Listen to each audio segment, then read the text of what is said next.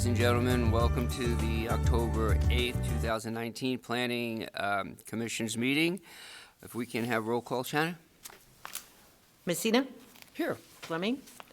Ingalls? Here. Lutrip? Here. Mandel? Here. Rumpler? Here. Ward?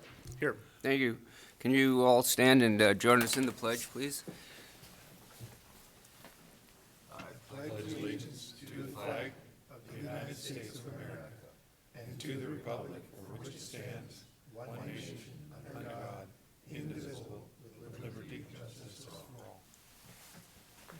Thank you. We have a set of September 10th, 2019 minutes to be approved. I have a motion on that. Move approval, Mr. Chair. I'll second. I have a motion. I'll second. I have a second. All in favor? Aye. Aye. At this time, there'll be public comments, and this would be anything that isn't on the agenda that you can come up and speak if you'd like to and address the commissions. Nope. Okay. Commissioner comments? You going to wait until later, Peter? Yes, I am. Okay. Thank you. Staff comments. Right. Good evening, Commissioners. So just a few updates for you. So at the November meeting, we'll have a few items coming before you. It'll be a busy meeting. The health corridor will be coming before you. So all of the plans that are being developed by HDR, so the master plan and the economic feasibility study, will be coming to you for your review and recommendation of compliance with the comprehensive plan, so that can keep moving forward for Ignite and the City Council to decide if they want to form a new urban renewal district or not. So plan on that. And then there will be several public hearings. There will be the Atlas PUD and subdivision, and then another subdivision request. And then just wanted to talk about the Envision Coeur d'Alene event. So our city's comprehensive plan that we're working closely with CDA 2030 and MIG. We had our Envision event a few weeks ago, had a great turnout. It was really fun. And one of the things we did at that event, we'll be doing this evening as part of your Planning Commission meeting, is playing the Growing Better Places board game. And so that'll be fun for all the commissioners. Not all of you were able to attend the event, so it'll be fun to do that. And those results will be going to MIG. For the community members that did not make that event, we are going to be checking out the board games. So we have 10 of those. And so there's opportunities for community members, and staff can also assist if we can get groups of 8 to 10 people. And we'd like to be able to do that kind of in the different parts of the city to make sure we do get broad input on the plan. So that's where that is right now. And then we're also developing an online survey to continue getting input from our community members. So just as a quick note, so I just mentioned we're going to play the board game, but what we're going to do for tonight is after the public hearing, we'll take a recess, and then we'll have to reset up kind of the room to do the board game out here, and that portion of the meeting won't be televised, but then the meeting will still continue. The public is welcome to watch if they're here. Okay. That's all. Great. Thank you. Look forward to that. Thank you. We were going to have a presentation tonight from Phil Boyd of Welch Comer Engineering's for the Atlas Waterfront Development Standards, but that's not going to happen this evening. And then we're going to have a workshop or something, Hillary? Yes, we'll go ahead and schedule a different time for that presentation. That's on the development standards for the project. Okay, great, thanks. At this time, we're going to go into our public hearings, and there's a sign-up sheet. So if anyone wants to speak on this particular item, please make sure you sign up, and then you can address us later on. And at this time,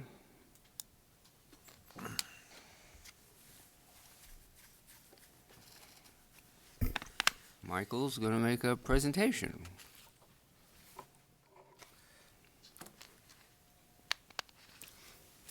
Good evening, Commissioners. Good evening. This is the public hearing for item PUD-3-19, application by Active West LLC, requesting approval of a proposed planned unit development on 3.6 acres in the C-17 zoning district. Property is located immediately east of the intersection of BB Boulevard and Centennial Trail. Legal notice was published in the Coeur d'Alene Press on September 21st, 2019, and all other required notifications have been made. The decision point before you tonight is that Active West LLC is requesting approval of a proposed planned unit development on 3.6 acres that will allow 23 residential lots and 1 commercial mixed-use lot to be known as the Union in the C-17 district. Part of this PUD, the applicant is requesting modifications, and this is a list of the modifications that he is requesting. Front setback 10 foot rather than 20, rear setback. Mike, can I interrupt you? I'm sorry. Can everybody hear us back there? And Mike, you good? Okay, sorry. Okay, that's all right. That before. Sorry, Mike. No, that's okay. Rear setback 8 feet rather than 25. Side yard setback 5 feet and 5 feet rather than the 5 and 10 for lots without alley access. Minimum lot area 2,175 square feet rather than 5,500 square feet. Minimum lot width 27 feet of frontage rather than 50, and right-of-way width of 34 feet rather than 55, and sidewalk on one side of the street. Here's a map of the property. The property is highlighted in red. This is Northwest Boulevard. This is BB Boulevard. This is Lakewood Drive as it tees into the property. Here's a close-up aerial photograph of the property. It's highlighted in red. You can see this is BB Boulevard. This is Lakewood Drive, and the property is highlighted in red. Here's a bird's eye view of the property highlighted in white. This is BB Boulevard here, Lakewood, and the Spokane River. As part of the application, the applicant has submitted a survey that shows the metes and bounds of the property.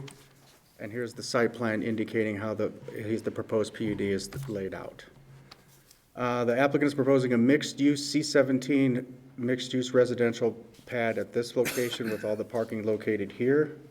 He'll have single-family residence on these lots and then attached single-family dwelling on lot with a line going through the building. The street will be on the north side of the property, and garages will access off of this part of the property, and the applicant is stubbing to the southeast of the property for future extensions. He's also tying into Lakewood Drive as part of the first phase of development, and he's working with the city engineer on the design of this connection. This is a lot plan that he submitted with the application indicating the lot layout, the widths, and the setbacks on it, C-17 pad. Here's a road and lot cross-section that was submitted with part of the application indicating how the road cross-section and the building envelope will look. The applicant submitted some building elevations as part of the application, and the first 2 slides here are of the mixed-use development. You can see this is BB Boulevard located here, a plaza area here with commercial on the first floor, office space on the second floor, and residential on the third floor. Here's another view of that elevation of that proposed project, and this is Centennial Trail here. This is looking southeast. Here's some of the single-family residences that are going to be located on the proposed PUD. This is Centennial Trail. There'll be no garage access from Centennial Trail, just pedestrian. This is the rear of the building.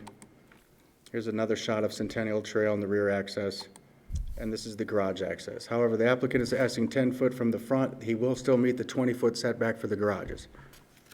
He did not ask a waiver on that part of it.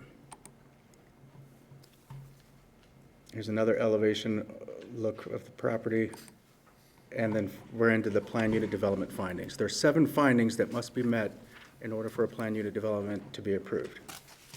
Findings B8A through B8G, and we will go through each and every one of these individually, starting with the first one, B8A, that this proposal is or is not in conformance with the comprehensive plan.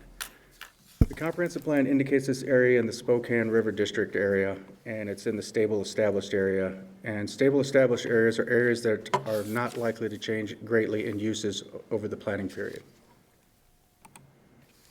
The comprehensive plan indicates that the Spokane River District will be an area that the scale of development will be urban in nature, promoting multimodal connectivity to downtown. Open spaces, parks, pedestrian and bike connections, and other public spaces will be provided throughout, especially adjacent to the Spokane River.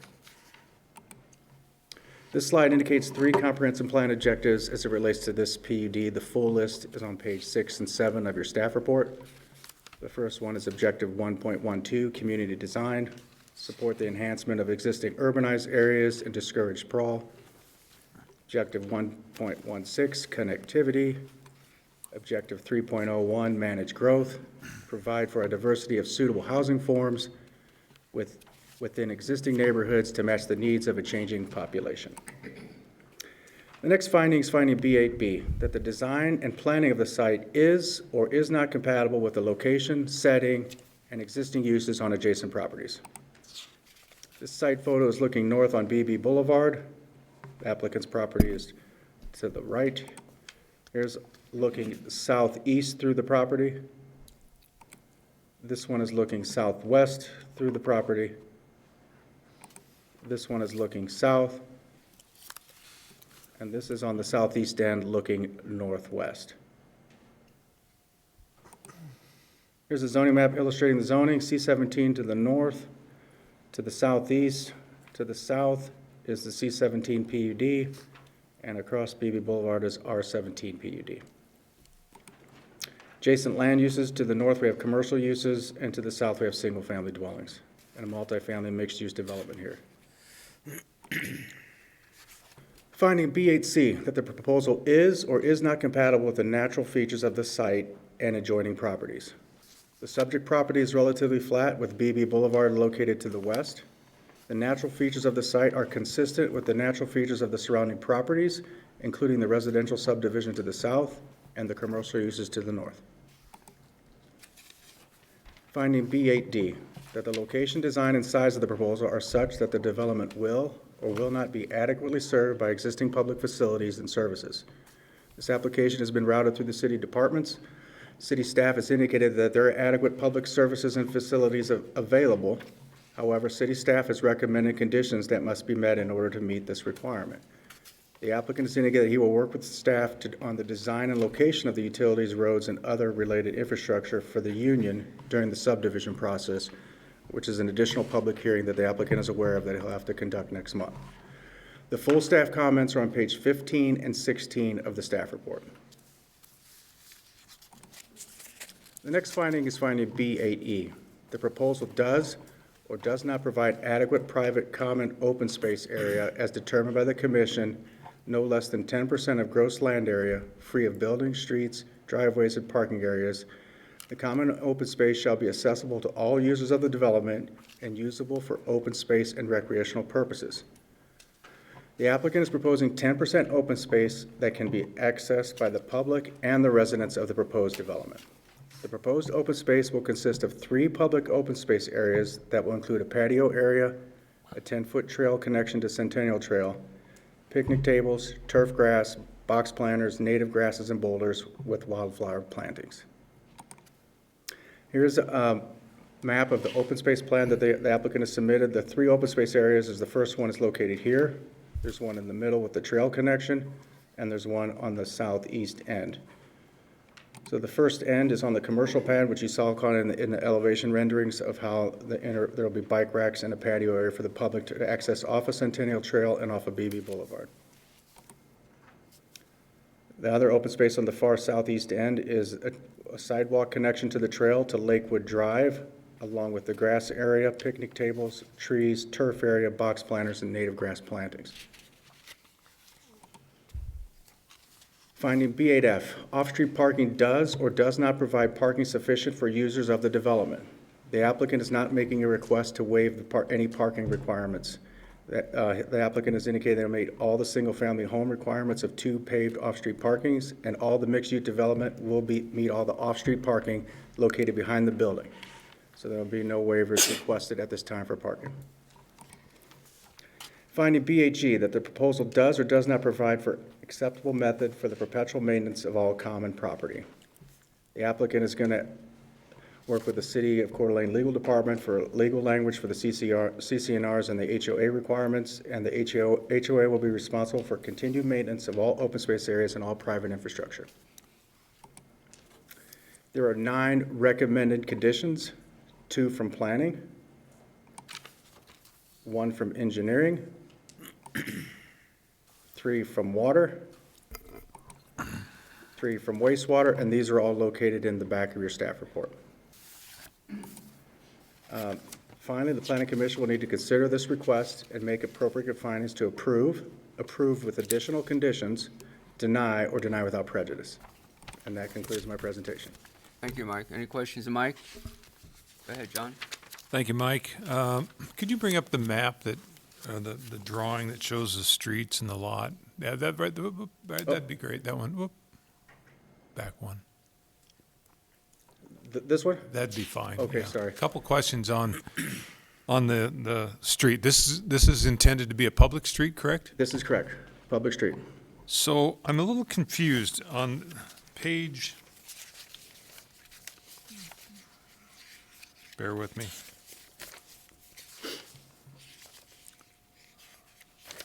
In the staff report, it talks about the HOA being responsible. It says, quote, "The HOA will be responsible for continued maintenance of all street and traffic signage and required signalization." That was his language that he copied and pasted from the district, and he pasted it in here, and that was not changed, so I left it as exactly as he pasted it in his narrative. But there are no private streets, I mean, it's all gonna be public. So, I mean, if it's a public street, the city will take care of, the developer will install the signage initially, but then Right. the city will assume maintenance of it and so forth. And there's correct. no signalization. That's correct, that I'm aware of, yeah. The city engineer is also here to answer any specific questions about the design or any road questions that you may have. Okay. Well, is 25 feet the planned width? I believe. I think that is correct. It's 25 or 26. That would not accommodate parking, would it? Not that I'm aware of. I mean, that's pretty right. narrow. That's pretty narrow for a public street. I guess so. And along those lines with the street, on that end, if you could bring up that map again, you know, we've voiced concerns in the past with the way a street like that. If you could go back to the map, yeah, on the right end of that, I guess that'd be the south end, if you will. You know, that's not a cul-de-sac or a hammerhead or anything that a person could go down there and do a three-point turn to get out of there. So, is the plan for this to connect to Lakewood or La Crosse? The plan is And when? to stub to the south. You're talking La Crosse? La Crosse, I'm not for sure the timing on that. I know the city is that it's a top priority for the city. I don't know the details of that timing. I just know that he is stubbing to the south for future connection, and La Crosse is intended to tie into that. So if the timing is not certain, shouldn't that terminus to the right side there be such that a person could push snow for snow storage, or a fire truck could turn around, or a car could turn around? As you I can mean, see- if it's an open question of, you know, maybe it's going to be years or whatnot before we tie that into La Crosse, it seems like maybe there should be a more proper termination at that end. No? That could be a condition that you put on, that you could put a snow storage area until future connections are tied. When with future connections, then they could take away the snow storage and put that. But they're planning to do this fire turnaround here unless this is not built. But this is intended to be built in the first phase, so people could get it in and out of here through here. And the only people going down this part, which should be just the residents, but obviously some people will turn down there. All right. A couple other questions, and I'll hand it over. But, you know, this is Centennial Trail on one side and then this public street on the other side. Are these lots, by definition, would they be considered double-fronted?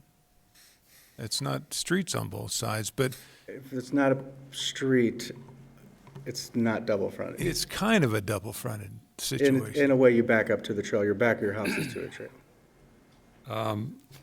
Last question I've got for now is, I just want a clarification on open space. You know, we've had these workshops, as we have, on what the aspects of open space should be. They should be usable in a certain width and all these kind of things. There's no requirement, correct me if I'm wrong, there's no requirement that public space for a PUD has to be open to the or open space for a PUD does not necessarily have to be open to the public. But that's what's proposed here, correct? That is correct. It could be private open space for the PUD. And the Is that a residents. carrot here that, in order to give me help with these deviations, I'm offering up this open space? Is You that, would have to ask, the 10% is the requirement, and the applicant can address any carrots that you might think he's asking for.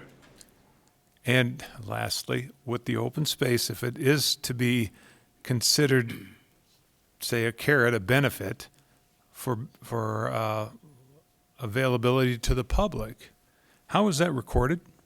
Such that, developer changed their mind 6 months down the road? It's in the PUD. If the PUD is approved, he has to apply to the PUD site plan and the PUD approval and all the conditions that was meant for the PUD that the planning commission approved. So 10 years from now, we could go back to the PUD documents and say, hey, that was public, take those do not trespass or trespassing signs down.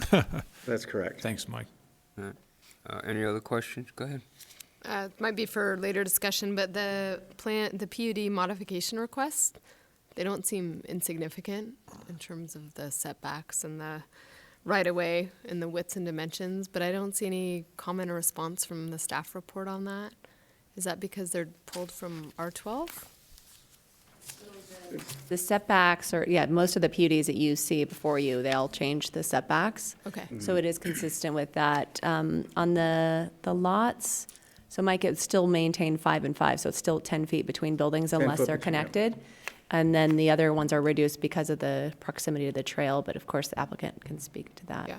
So these are consistent with other prior PUD requests and modifications? They are. They And are. then the other thing on the road right away, it probably would be helpful to have Chris Bosley speak to that, but the design of that, there would not be any on-street parking. So I think you saw that. I think the right of way is 34 feet, as noted in the Yeah. staff report. And the ultimate goal would be that the more primary connection would be Lakewood to La Crosse. And so I think that would be more emphasized with how that curve design would ultimately be designed. Thank you. My only comment again, it would be, not again, but from staff's traffic submitted report in our report that we have here, I have to agree with Commissioner Ingalls, it's a little bit out there based on the fact of what's going on down at Riverstone, as well as connectivity down the road, and I'm sure we'll let the applicant address that Okay. when he gets up here, but just want to point out the staff report's traffic comments. It's a little bit, ambiguous to me. So we'll let the applicant address that. Okay. To have time to know where we're coming from at this point. But any other questions for Mike? Nope, okay. All right, Thank you. We'll have the applicant come up.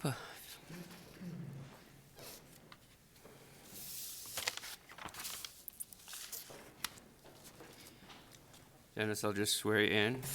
You swear to tell the truth, the whole truth, nothing but the truth, so help you God. I do. And please just state your name. Dennis Cunningham, Active West, P.O. Box 3398, Coeur d'Alene, Idaho. Okay, go right ahead. Good to see you, Chair and Commissioners and staff. It's been a long road, or a long railroad to get down to this project. I went back and looked. We wrote a letter of intent to a publicly traded company in the spring of 2016. So I've given up some flesh and some blood to get to where we're at, but I think we've worked with staff, BLM, DEQ, EPA, 2 publicly traded companies, Ignite, the city, the trails, and Avista to try to get to a project that looks like it's pretty big, but really it's not. Originally, I had a friend that has a good architectural firm in Santa Monica, and we had started out to do stack flats. That was a popular residential design that was happening around the country, where we can park on the main, get elevators to the second, third, and fourth floor, stay within all the C17 and R17 guidelines, and come up with about 60, 61 units. But after grinding through the pro forma, we just could not get the square foot numbers to work. I just don't believe that we were going to be able to get the one in Lakeside type of property or Parkwood numbers down in Belle Reve on sort of a tertiary type of site, you know, primary on the lake or river, the secondaries, and then the tertiary. So after going through that scenario, we pulled back and said, what do we do best? And we build, you know, LEED, Energy Star, small kind of infill product, and that's where we ended up with this development. The other is, there was a challenge for me talking to the broker community in Riverstone that represents their well and in Spokane. Their number one proposal to me was that the building at BB needed to be all residential. It needed to be apartments because of the absorption of what's going on, the rents that we're getting on office. That was another challenge for me, to take that pad that's zone C17 and back away from, you know, a decent amount of units in there. It just didn't seem to fit. It didn't seem to fit with the plaza at La Peep area, the Belle Reve Plaza that goes down into the river. And so I'm giving you a little background of how we got to the plan that you're looking at. Some mixed use on the end there with a plaza, grabbing the Centennial Trail people that can move from the river, La Peep, up to a plaza here, move down the Centennial Trail, and then provide some residential. And if you notice, some of the lots on the residential are smaller. I'm trying to get some smaller product in there that's not $700,000, $800,000, $900,000, but maybe I can get something in there at $4 million. A professional person that wants to live on the trail and still, you know, enjoy some of the amenities in the Riverstone area. We originally not underparked, but met the city's parking requirements on that building. And after talking to the brokers and a couple people that are large office owners in our community, we pushed the parking up about 1.25 more than what's required, just so we have enough parking maybe on the weekends. If the plaza office people are not there or whatever, there's still extra parking down in there. The residential that we have on the top is actually parked in a garage. So that wouldn't be accessible, but there should be enough overflow, and we provided more parking there. One of the other design concepts working with staff was we were trying to keep the road width down a little bit. We had originally had some development meetings with your team where we were bumping out some bulbs of street trees. And some of the people that are involved in that was actually in the room. But that became a kind of an issue with snow maintenance, pushing snow with these trees. But what we were trying to do is reduce the speed of the traffic in that area. We have daytime population, people getting on the trail from work or whatever. So narrowing the street does reduce the speed that people will go. So that was sort of a conscious effort there. The sidewalk on the north side, on the hotel side, and the Riverstone open space was also an intentional effort to grab the people from the Riverstone area, put them on a sidewalk and control them at a couple points to get on the Centennial Trail, if that's where they're going, or to our plaza or down into the Belle Reve condo plaza.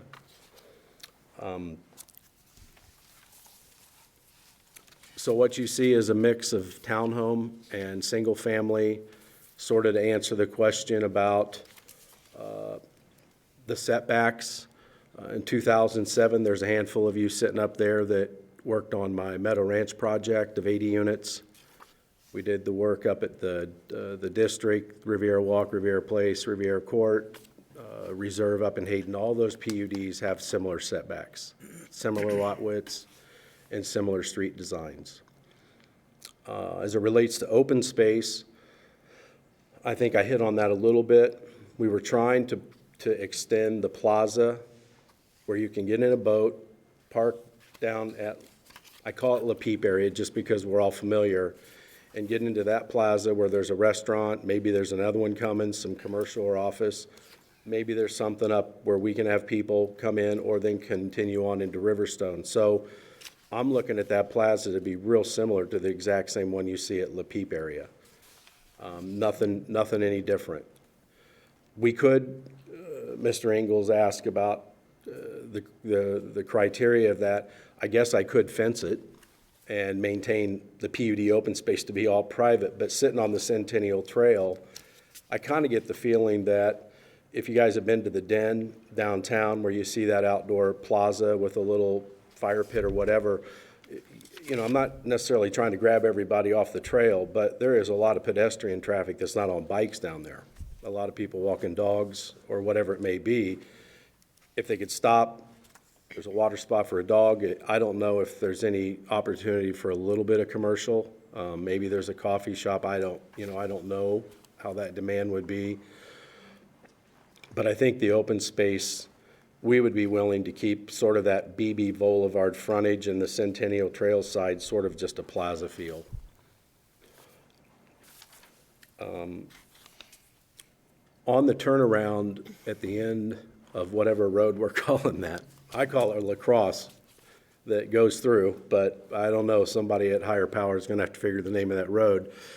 We at one point, before Lakewood was being pushed in, we did have a temporary fire turnaround to meet your fire chief's requirements. They would be able to go down. We had a temporary fire turnaround. We couldn't build on those until La Crosse extended or Lakewood connected. When Lakewood now became a requirement of mine to connect, we didn't do the turnaround. I guess I don't have a problem with dropping back that turnaround if those 4 lots, you know, if someone drives down there. So, but just a little background to how that evolved down there.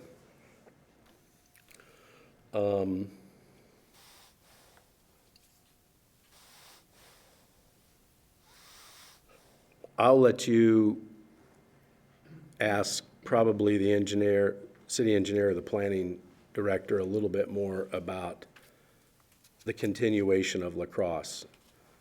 But from our standpoint, we have, we probably in the next 2 weeks will have all of our topography done with the other end of this property, which is where La Crosse will come down from Northwest Boulevard. We're in escrow on all of this property, but some of that will be coming forward to you. And I know the city's been working on some topography and surveying and looking at the interchange at Northwest Boulevard and some of those signal requirements. So I know that all is pretty active right now, but I can't speak for that middle segment, that old government right-of-way. But I think staff can probably address that a little bit more. But we're working, the reason we pulled these apart, the PUD and the subdivision application, is so that after tonight, then we can sit down with the engineering department and potentially their consultants and fine-tune some grading, some utility connections, whatever it may be that needs to kind of tie into these.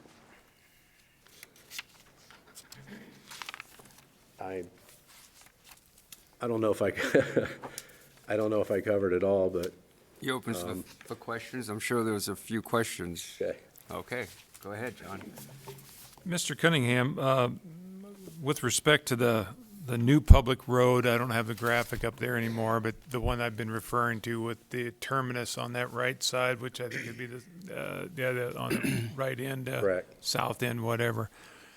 I don't think that's a good terminus for the long haul, but I think the vision is that gets connected to La Crosse, correct? I think that's why you named it La Crosse, assuming that Yeah. La Crosse just continues right into Riverstone, right? You bet. So, I mean, you share that vision, do you not? Yes, sir. So with that, my sense is, as I sit here, is the two big benefits I see in this thing. One is the public open space, and I've pointed out that, 10% open space is a requirement. It's not that it be open to the public. I think maybe that's offered up as kind of a carrot, and that's a cool thing. I think another very strong positive in this thing is for years we've been getting beat up here, with respect. We've heard a lot of stuff about, needing more access in and out of Riverstone.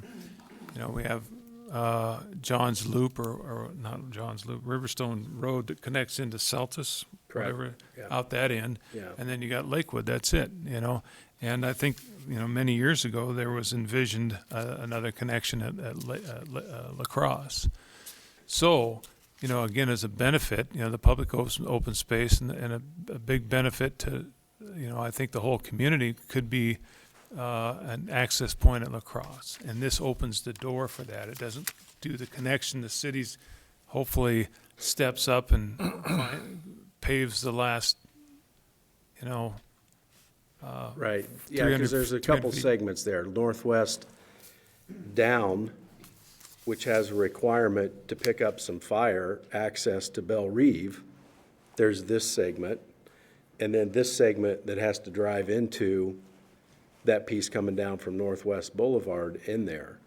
And so, yeah, those, but I truly believe, and you can hear that from staff because we've been in meetings, but I truly believe that is at the top of some drafting tables or CAD, topo's happening, stakes are being taken care of, signalizations are being worked on. I think there's a lot going on to make this connection, and some of that has to maybe do with the city's Lake District urban renewal that's getting ready to shut, whatever you call it, shut down in 2021. So I'm guessing that that's a priority for the city, and that's out of your control. But question for you in this is, that's a 26-foot street width right there. Assuming that it does connect to La Crosse, there'll be a lot more traffic than when it's in this configuration. Is that Right. going to be acceptable It's a for very this good. development? No, it's a great question, and that's why you don't see the preliminary plat and subdivision application in front of you. That probably won't tee exactly the way you're looking at. I think the city, there again, I want to be careful to speak for them, but I think they want Lakewood to come around to, let's just call it La Crosse, and I bump into it, because I think they want to create more of the traffic flow from, let's just call it, the doctors there at Merritt and Lakewood and all of that, out, and not to show traffic hitting the BB Boulevard. And so, Mr. Ingles, I think in November, if all the boxes get checked, I think you're gonna see our subdivision plan that'll look just like this with very, very small modifications to work with your city engineering department on that connection. The other thing to sort of point out, which is just some background for you guys, but do you see the arrow there that says extension to La Crosse Avenue in future phase, the very far? Do you see those two lines? Yes. That's where that road has to go through, because to the south of those lines is BLM. And as you guys know, the Fed sent a letter to you guys and to us saying, get the road off of our parkland. So there is an area where we, the city and you guys have to work. That's why I'm saying we have to sit down with Chris and your team and make this connection work, because we have a very, very small area to where that road gets to go through that we all control, and we're not going to the BLM to renegotiate something else or your 99-year lease and all the other. Just a little history, because when I come back next month, that infrastructure stuff isn't significant, but it's the groundwork. Thank you. Anybody have a question? I have a question for Dennis. Maybe I didn't hear it correctly, but as far as the residential lots that are there, they have garages. They're going to have garages. Correct. The guest parking, or whatever you might want to call it, for people who are going to come and see people that would be living there, did I hear correctly that those people will park in the commercial zone? Or The requirement of the city will be they would park in the driveway to meet their guests parking will requirement. park in the driveway? What I suggested is that we is there a term of over parking? I mean, I Right. don't know. We increased the parking from 3 to 1,000 to over 4, or a little over 4 per 1,000 on that plaza area, because I don't believe we're gonna have a lot of people down there Saturday and Sunday, and maybe even Friday afternoon. So there could be some overflow parking there. The other is, which Mr. Ingles is talking about a little bit, when that road extends, I have seen some city designs to where you guys are looking at maybe opening that road from Lakewood down through there to where there might be some parking on each side, and it might not just be parallel, it might be angular to then visit with the park. Drop your, get out, take your dog out or whatever. Those are being worked on. I don't want to overstate anything for the city, but I think what I'm saying is then there will be some on-street parking quite a bit as we move through that area. And I appreciate that, but I really, as far as my concern, I can't consider what might happen Yeah. down the road. I've got to look at what I have here. Yeah. So again, back to my question, guests coming, because, I'm putting this out there because there's a problem down in Riverstone with Bella Reeve and everybody else. There's public streets, people are parking on them, they're not supposed to park on there maybe. It's a whole bunch of stuff that's going on. And Wish I could park on my road. And I don't want to see that happen here, because I'm sure we're going to hear from a lot of people that have signed up to that issue. So again, with Commissioner Ingles questioning the width of the road, which you're saying might change, I think depending on what I think a happens- segment of it is potentially going to change from Lakewood moving. yeah. And again, all the connectivity is great, but that's not what we're talking about here. So I've got to look at what's going to be maybe approved, single-family residence, garages, people are told they got a guest park on the driveway, commercial piece of property used for overflow for people on the weekends to go into that commercial piece of property.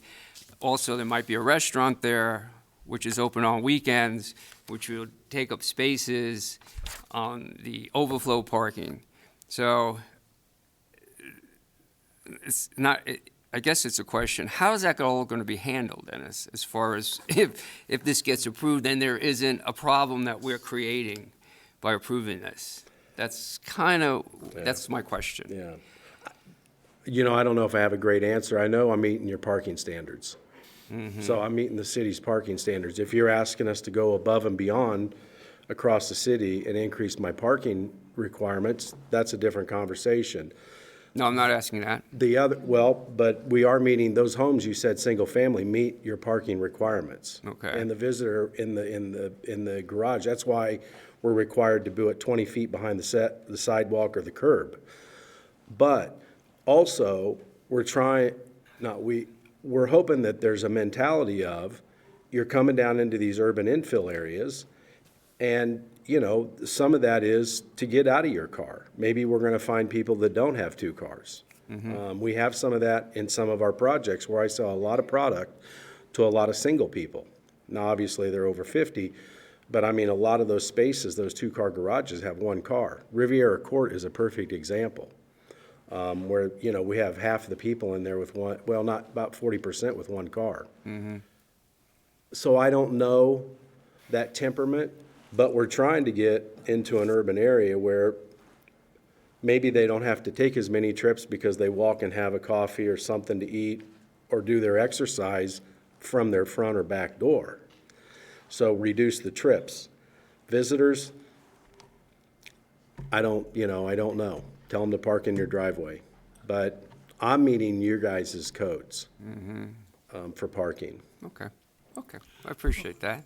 Go Let me ahead. understand, this public street, there's going to be no parking on the public street? There's not any parking there. Okay. There's no sidewalks? Yes, there's a sidewalk that catches the pedestrians from the north side. Okay. And then the commercial area, you have a certain parking requirement for that, but you're going to exceed that parking? Yeah, and it's in the data of the report, but we parked it a little over 4 per thousand, and the requirement, I think, is 3 per thousand, and don't hold me to those exact. And what's the parking requirement down by La Peep? Is it about the same, or less or more? There was a reduction in the parking and the driveway lengths. Pardon me? There was a reduction through the PUD in the parking and the driveway lengths. in Bellerive. There was not a reduction in the parking for the commercial uses, but there was for the mixed use down there, the Riverfront House.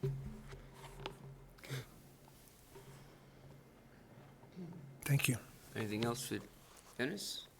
Go ahead. Yeah. Just to confirm, your assumption on the street width was that ultimately La Crosse would connect to Lakewood, and that would be the primary connection into Riverstone, and that this PUD would be a little spoke off that, but not be the primary ingress and egress for traffic from Northwest and La Crosse coming into Riverstone. Is that right? I missed the front end of your comment. I didn't For catch it. your street width, you had mentioned Yes. that it's Right kind up of to- contingent on La Crosse meeting Lakewood, Yes, and that the PUD street, mini La Crosse or whatever that street would be from your PUD would be smaller width because Lakewood would remain the main ingress into Riverstone from La Crosse.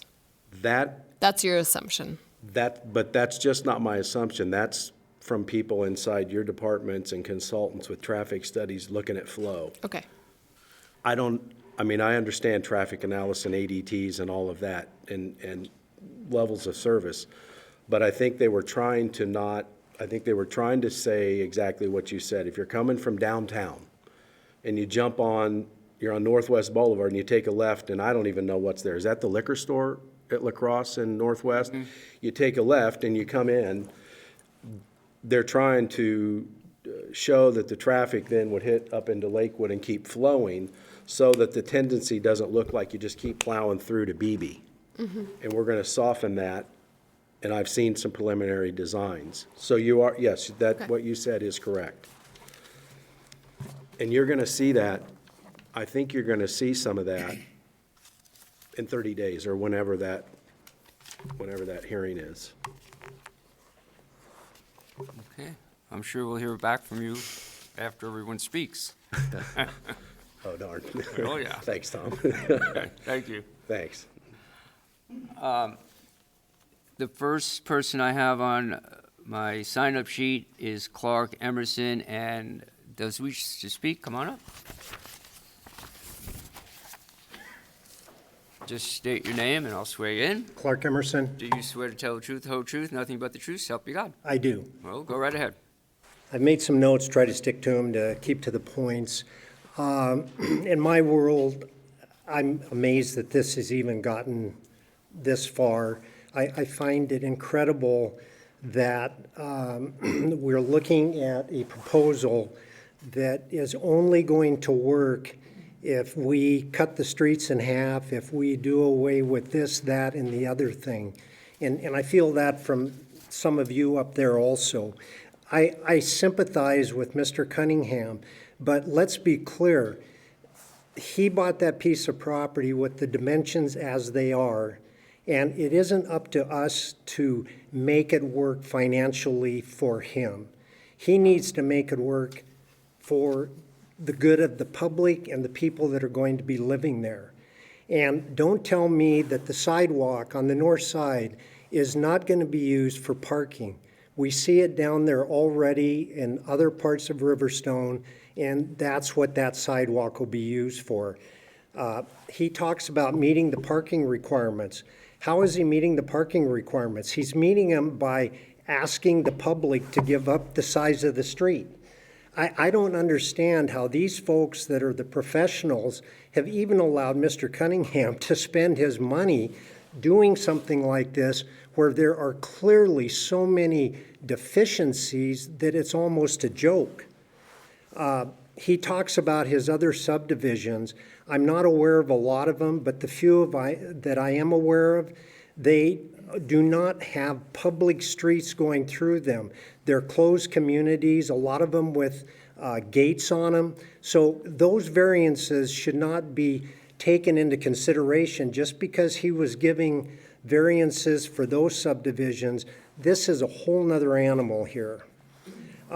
The commercial slide that he showed of the piece of property on the corner of Beebe and La Crosse, his own slide shows cars parking on both sides of the street with literally about 10 feet in between the two cars that's supposed to be a public access for cars to drive through. So by his own slide, it's never going to happen.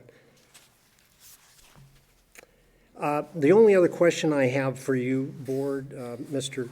Chairman, does this come to you with recommendations of approval from the staff already?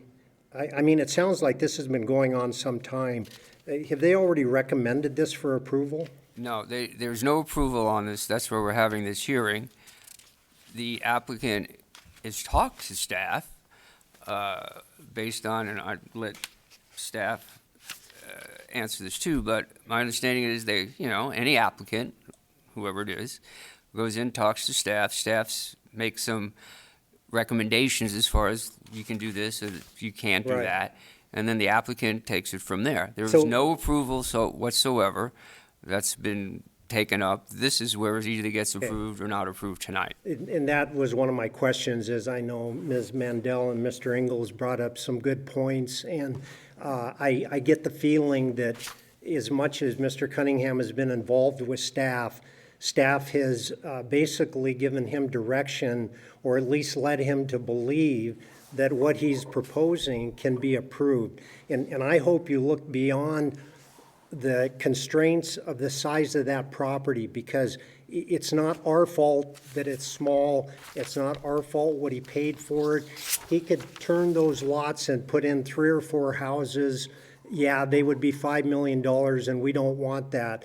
But what we don't want is another project that's built that has so many deficiencies that it's going to cause problems down the road.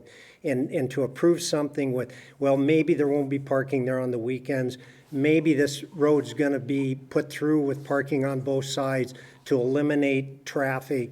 I hope you see beyond that and make the right decisions. And I'll just make another comment. Well, staff does not talk to any applicant and says, yeah, this will get approved. Staff doesn't do that. Yeah. We're here to make the approval, not the approval. The burden is on us tonight to look at this Sure. and say, hey, it's a good fit. No, it's not a good fit. That's why we're here tonight. Okay, well, thank you. But Go ahead. Go We got a ahead. couple questions. I do have a quick question of you. You did make a quick comment about in the slides there was a depiction. Right. It's all artist rendering, I understand, of the commercial end of the property. I don't know if we can get that slide put back up. It would be on the report. It would be on And we need page to, 13. Sir, you need to. sir, you need to be in front of the podium if you Right. want us to record. Okay, I just what want you to. I just say. want to ask Yeah. you: is that the slide that That's you're the slide I'm referring talking to about with right cars there. on both Yeah. sides of the streets? Right. And okay, I just want to make sure that I was looking at Sure, what you thank looked you. at. But, Okay. but the city has certain code requirements. So the applicant, if I understand, comes through and they meet with the city. And they meet those code requirements, except there may be some exceptions, and those exceptions may come up in our conclusions, and we have certain conditions. So we try to work with the public and the rules and so forth. And when there is something that doesn't necessarily meet the city code, but it's in the plan, if we approve this, we approve it with certain conditions on there. Now, when they talk about being a public street with no parking, I suspect what that means is that if there's parking on there, the police department can write tickets. They can't do that on a private street. Now, I've been my visual experience that putting tickets on cars is pretty effective in our area. So my suspicion would be that that would be controlled in some fashion through the issuing of traffic tickets. Yeah. Well, and there again, I just want to reiterate that I sympathize with Mr. Cunningham's challenge with the size of the property. I don't believe us as the public have to completely, waive basic requirements of sidewalk, street width, and things like that, just to allow him financially to make the project work. I don't think we're waiving anything that's not already in the report. I would encourage you to go online and read the report and to see what things are being waived and what are not, because Well, isn't the street being substantially reduced? what is the street standards? I guess Chris will have to speak to that. I think oftentimes it's 50 foot is the standard, and so this case, that's a 34-foot right-of-way versus a 50-foot. So, And so but there's this different is- variations allowed in the code where you can do the parking And the on city one engineer side. looked at this, Yes, and 26 feet meets with his approval? be 4 feet for the right of way, and then I think it's 24 to 26 feet Whatever, paved. whatever Yep. the width of the street is. So it goes through a series of steps. The city engineer is required by his responsibilities, public safety, among other things. So he makes sure that, in his opinion, this meets the standard. So we rely heavily on the city engineer. Right. And there again, whether it meets the standard and whether it's practical, what La Crosse is going to be as a thorough street out to Northwest Boulevard is a question that I think a lot of us here have. So that's all I have. Thank you. And is it a requirement that we have something there to go to La Crosse Street? Could he just barricade it and say, that's the end of it? We're just going to put a hammerhead in there, whatnot, and call it a day?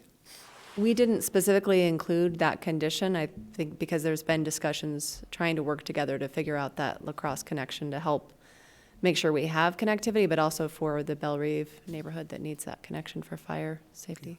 I mean, we can put a condition on it if there's a concern on some of the commissioners saying that there needs to be some sort of turnaround down at the end until the last two lots are built or something, and I think Mr. Cunningham addressed that a little bit, but that's something, it can be a condition we can put on if this. One more thing, I don't mean to be confrontational, I No, apologize no, if I no. am.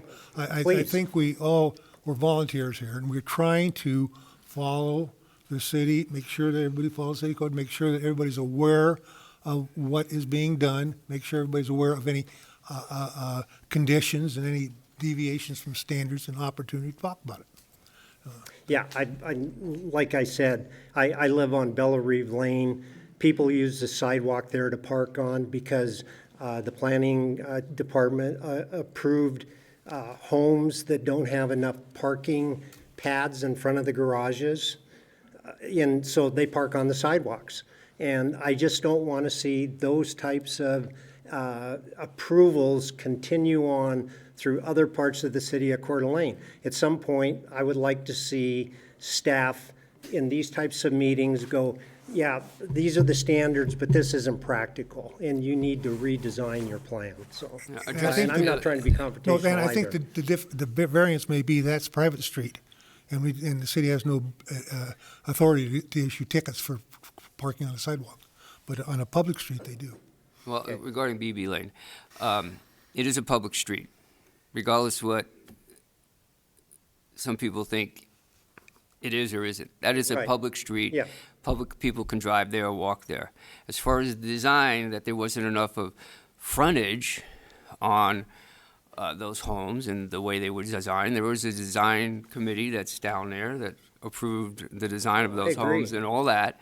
So, to put the burden on the city, I don't feel is fair. Yes, there is a concern down there that, people park on the sidewalk for some reason, but it is a public street, regardless of what signs say or don't Right. say down there. So public has access to that, and that was approved with that PUD as a public street.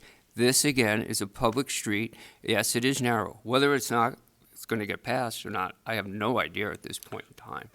But the city only makes recommendations, and that's all they can do. And then the applicant takes his chances, put it that way, and it comes before us.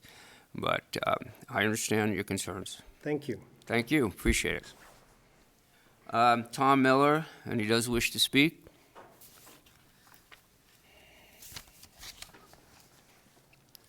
Tom, just state your name and I'll swear you in. Tom Miller? Do you swear to tell the truth, the whole truth, nothing but the truth, so help you Yes, I God? do, sir. You have a few minutes. Yep. Thank you for your time this evening. I have about 8 points. Many have already been touched. So being the second speaker, I'll go fairly quickly through my points. First of all, it was said that all the public hearing notices were met. Not all homeowners in Belle Rive even received this in the mail. They didn't get it. So Well, let's I ask would really staff what check and your how they process. get, let's say how, I personally didn't get it. yeah, but they send them out. Yes, we sent out notification within 300 feet of the boundary of the property, so if they were outside the 300 feet, they may have So not they're gotten put in the notice. mail, and where they go once they get in the mail, we don't know how people don't receive notices sometimes. The HOA received it as well, and we also, the applicant has to post on the property site, so people driving by, riding the trail have to see the notice Right, as well. that's how I found it, but I'm within 10 feet and should have gotten a mail, and they didn't receive one. Well, if That's you- my point. Okay, I'll move on, because I don't want to but waste my th- time. Let me, Tom, hold on. But if the city puts it in the mail and it has your address on it, okay, and you're saying you didn't get it, I didn't get it. is that really the city's fault that it didn't get to you because it got in the mail, but it has the correct How address? do I know it got in the mail from the city? I'm Because the just gentleman asking you to just said check the that. process. We'll Go ahead. double check. We have You the gotta copy of the validate the mailing labels. process. Yep. The second point I want to talk about is the land back there. There's really two parcels. One UP on the north side. The south side is 1.2 acres that was owned by Ignite CDA. 2 years ago, Ignite CDA said they were going to remediate the land and sell it and put it on the open market. Not sure how Dennis got it, but it's in his name now. Today, the parcel to the north that we're talking about still isn't owned by the applicant. Then you go to the Property Space website. In this parcel, which is 1.82 acres, current asset value is $1,000, and Dennis paid $5.74 in taxes, real estate taxes. Not sure if you guys are aware of that. Also, since this was a heavy industrial site for many, many years, railroad, you got several layers of railroad beds. This has significant hazardous materials embedded in the dirt today. All of that parcel will have to be totally remediated between 18 to 24 inches to get all of the chemicals and toxic waste out of there, which is arsenic, there's heavy metals, there's chromium, all in that from the industrial.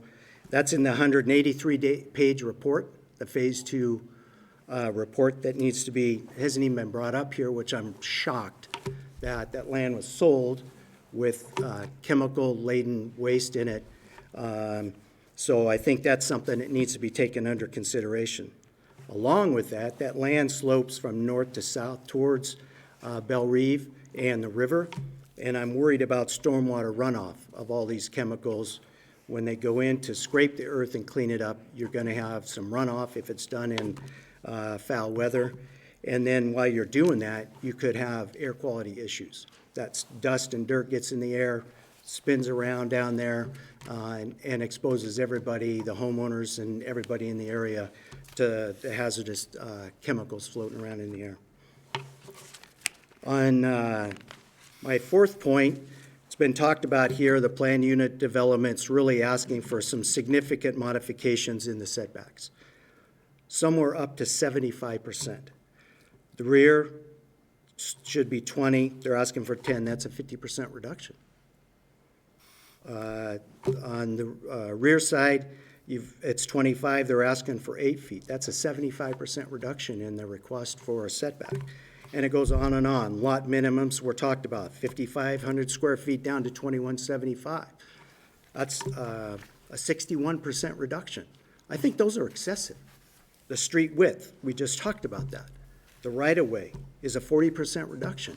Those are significant things to think about when you approve this project. Traffic, it's all over the place. I think you guys now recognize it.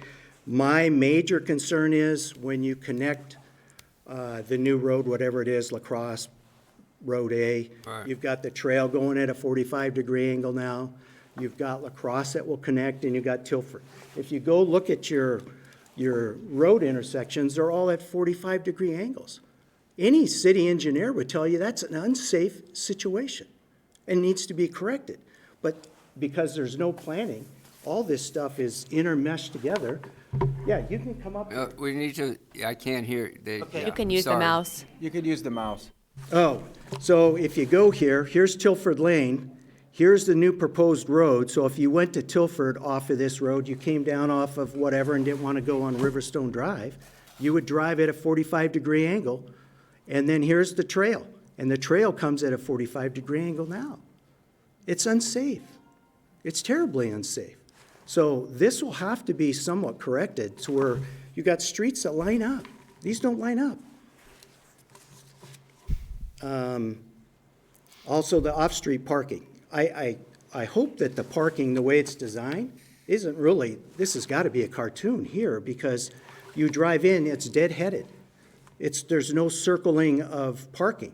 You drive in, and if there's no parking, you got to back out to the street, or find a way to turn around in the parking stalls to get yourself headed back out if all these parking stalls are full when you pull in.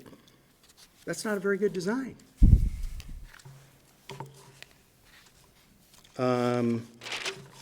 Let's see, the seventh point, I talked across street sections. Also, I mentioned a little bit, those railroad beds were tiered. So I'm not sure, when you look at the cross-section of the view they had, how that's going to work, because at the end where the commercial lot is, it is relatively flat. But as you move to the east, it drastically starts uphill. At what level is the road and the homes and the backyard's going to be to the trail? But it looks like a very large, steep drop-off to me.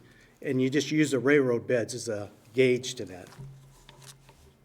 And then the last thing I'll bring up is, like Dennis mentioned at his Riviera Walk, Riviera Court, and Riviera Place, he has homes, he's building homes. None of those homes are for sale. They're all being turned into rentals. They're not what's going to happen here with townhomes and detached homes. There's only 7 single-family, and the rest are duplexes. Are those going to be for sale to the public? Because they're currently not at these 3 other areas. So I think that's a consideration. What I don't want is the street to turn into a small postage stamp type home that turns into rental property for a street of rentals. That's what I'm concerned. And that's my 8th point. And so I thank you for allowing us to share our points and concerns with this PUD, and hope they resonate with each of the commissioners. I'm sure the applicant, he'll have time to come up and answer some of the questions that you've just mentioned, and Okay? see what he has to say. Thank you, Tom. Yep. Oh, you have a Well, I just, statement? couple of questions, yes. Oh. First of all, when you send out the notices, you're prescribed by city code what the notices are, how you do it, and to whom. So, maybe you didn't get it, maybe there was a mix-up. I think if the city said they sent it, I think there's a pretty good chance they did. But it may be that your location is such that you are not in that criteria where you need to be notified. I don't know. But Well, it's, That's my lot right there. well, I don't know what the standard is. Secondly, when you talk about the toxic soil, is that a Superfund site, a brownfield site? Well, let the applicant talk about that. Well, no, Yeah. let me rephrase. Does the city have any responsibility to ensure that the soils are adequate to support the buildings that are being proposed?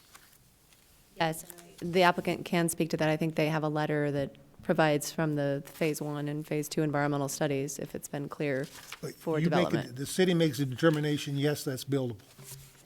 Okay, so. I know, yeah, in the Ignite CDA meeting in August of 2017, they talked all about it. So if you want to watch the video about how Well, it need to be remediated and All I care about is the city has made a determination through whatever sources that is buildable, that is suitable. When you start here talking about all the toxic, the leads and so forth, that gets people alarmed. But I think there's a process, well, I know there's a process we follow to make sure the public safety. there's probably a process. I'm just bringing it up that it has toxic And the other soil part today. is rental. We're facing an issue in town here, affordable housing and so forth, and a lot of people talk about we need to have more rental property. And I don't know if this is going to be rental or could be, but that's a concern of our community to have more, affordable housing, more rental. Okay. Yep. Thank you. Thanks again. Larry Winston did not want to speak. If you change your mind, you want to speak, you can come up, Larry. No? I'm just going to go off the list right now. If you have a question after everyone is on the list, I'll certainly address that. Chris Jackson did not want to speak. Ann Miller does want to speak. No? Yes? Doesn't want to speak. I can't hear what you're saying. My concerns have been addressed. Okay.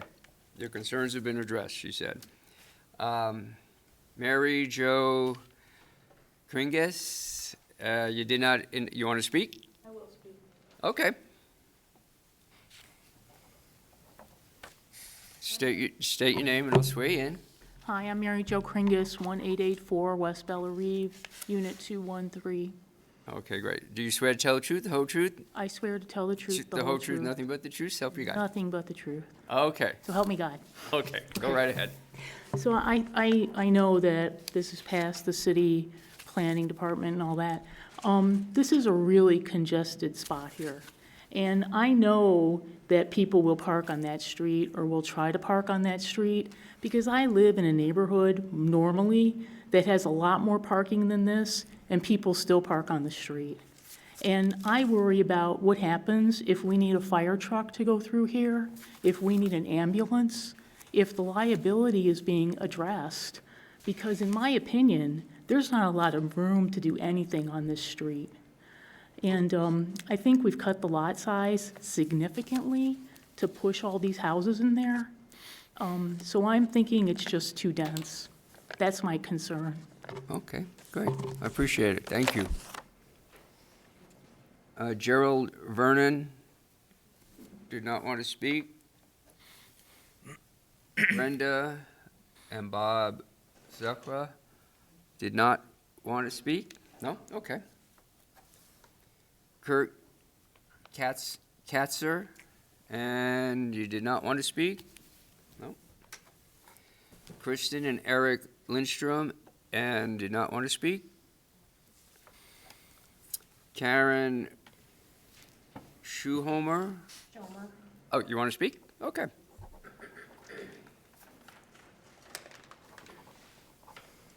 I knew I'd get to you. Just state your name, and I'll swear you in. Karen Schomer. Do you swear to tell the truth, the whole truth, nothing but the truth, so help you God? I do. Go right ahead, Karen. I concur with the people that have spoken before me. So I'm addressing a few issues that are really important to me, and that is the parking on Bella Reeve. And I think the people that can't park on the street that's being proposed are going to park on Bella Reeve because they won't get ticketed. It's private. And I don't understand why you say it's not private, because Let me clarify that. When that particular PUD was approved, you can correct me if I'm wrong, or staff, you want to address how it's a public street and not a... Not, it's actually a private street. All right, it is a private street, Right. but public access. There's public access through Right, there. so I correct myself. I'm sorry, I misstated that. But it's a public access, and meaning public access, explain what public access is. So the access is more so people could drive through there and then also be able to access the open space. But the HOA for Belle Reeve is monitoring parking on Belle Reeve Lane. Okay, So they're enforcing that. And one of the problems we have is that as residents on Bella Reeve, we have to use the parking bus to manage the parking on Bella Reeve because it's a private street. So our guests, we have to call in our guests and say, we're having a guest for an hour or two. We have to call it in. So we're being inconvenienced by that. The other thing I want to address are property values. This is very condensed. A lot of people there. I'm familiar with Active West. I actually like their style because it's a lot for older people, small homes, condensed homes, manageable homes, and behind gates. Bella Reeve asked for a gate. We can't have a gate because it deters people from thinking it's a public area. So I just don't like this proposal at all, 23 in such a small space, and the setbacks are all ridiculous, just ridiculous. I'm concerned about the emergency vehicles. I'm concerned about the population because, again, in other public hearings, we talk about the schools. What about the schools? Now we have a number of more units. What about the schools? One of the other things is the traffic in Riverstone. We all agree that it's just a big problem. I have to turn right in order to turn left.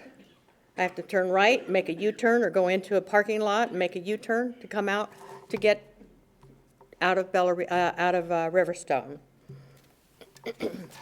During the Parade of Homes, and I know that's an annual event, the public doesn't respect our parking.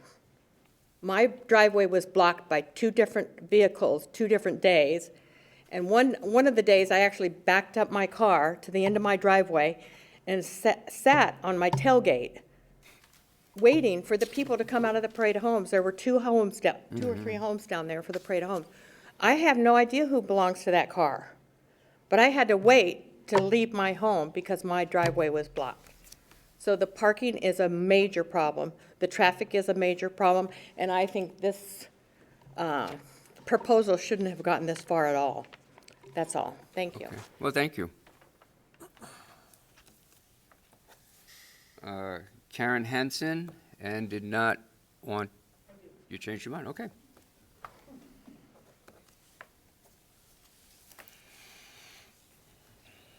Just state your name and I'll swear you in. Karen Hansen, Do you swear to tell the truth, the whole truth, and nothing but the truth, so help you God?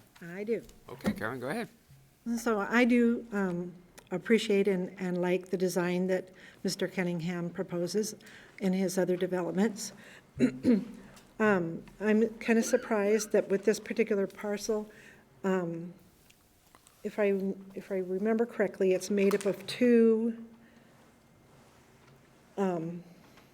parcels. One is the UP land that is not purchased yet, and then this is the Ignite property as well, and they're both attached together, right? This whole area here, does it make up the 2 parcels? Sorry, what was your question? That there's 2 parcels in there? This, from here to here, does this make up the, Yes, that's combined of the 2. from the Ignite and also the railroad property that's That's correct. still in the purchase? It hasn't been purchased yet. Not sure the finalization of that purchase, but Okay. it's those 2 properties. So my concern is that there's talk that it's going to continue on down here, but that piece of property that would be buildable is only half of this width. So you're talking about some more development down here, but it's only half of that width. And I don't know how, if this is really tight and the road is really tight and it's been condensed, how is future development going to go on, continuing on, when you're only talking about half of this dimension? And so when you're talking about the hammerhead and all of this, you know, the proposal of continuing through to La Crosse and this whole development, how is it all going to work when the other portion is half of that width?